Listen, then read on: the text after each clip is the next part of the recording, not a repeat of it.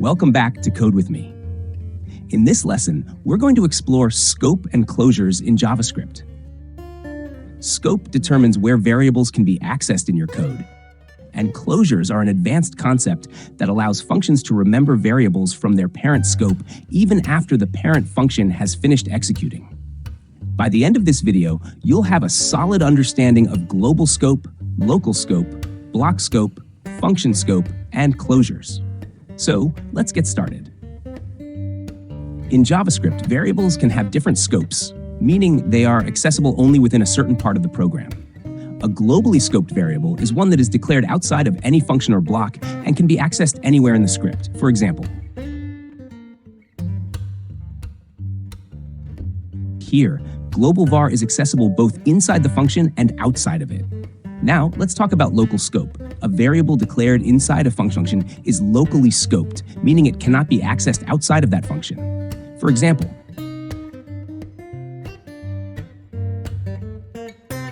since local var is declared inside the function, it cannot be accessed outside of it. In JavaScript, the scope of a variable also depends on the keyword used to declare it. Function scope. In older JavaScript, variables declared with var have function scope, meaning they are accessible anywhere inside the function in which they are declared. For example, function scope example.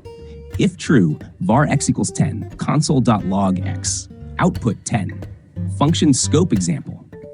Even though x was declared inside an if block, it is still accessible outside of it because var is function scoped.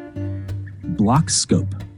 With let and const, variables are limited to block scope, meaning they are accessible only within the block in which they are declared. For example, function block scope example. If true, let y equals 20, const z equals 30, console.log yz, clash output 2030, console.log y. Error, y is not defined, block scope example. Here, y and z are declared inside the if block using let and const, so they cannot be accessed outside of it. In general, always prefer let and const over var to avoid unexpected behavior. Closures in JavaScript. Now let's discuss closures, one of the trickiest but most powerful concepts in JavaScript. A closure is created when a function remembers and continues to access variables from its parent scope, even after the parent function has finished executing. Let's break this down with an example. JavaScript function outer function, let count equal 0.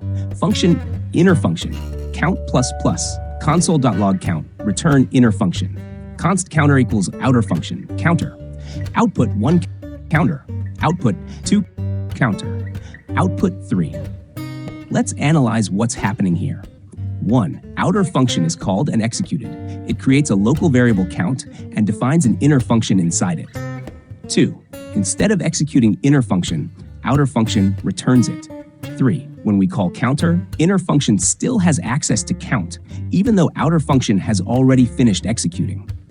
This is the power of closures. They allow functions to remember variables from their parent scope even after the parent function has completed execution. Closures are widely used in JavaScript, especially in event handling, callbacks, and maintaining private variables. For example, closures can be used to create private variables like this. JavaScript function create counter, let count equals 0, return increment function, count plus plus, console.log count, decrement function, count, console.log count. Const counter equals create counter, counter.increment, counter.increment, counter.decrement.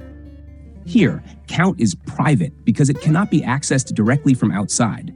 The only way to modify it is through the increment and decrement functions. If you found this tutorial helpful, don't forget to like, comment, and subscribe for more JavaScript lessons. See you in the next one.